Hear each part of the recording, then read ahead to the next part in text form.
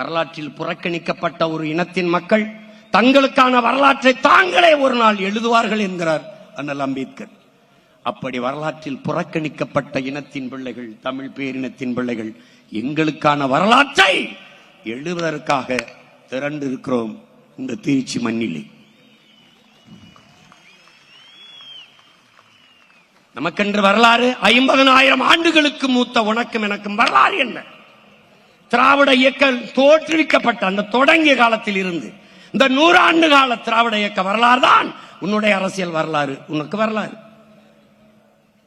ஐயா ஈவேரா தொடங்கி இன்றைக்கு ஐயா ஸ்டாலின் வரைக்கும், நாளைக்கு தம்பி உதயநிதி வரைக்கும் தான் உனக்கு வரலாறு. இதுதான் வரலாறு.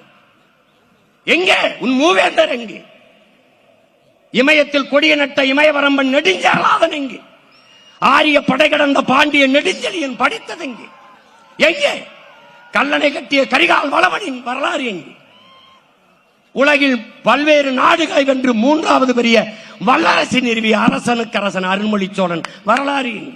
அரசேந்திரனின் வரலாறு எங்கே? நீ புறக்கணிக்கப்பட்டாய்.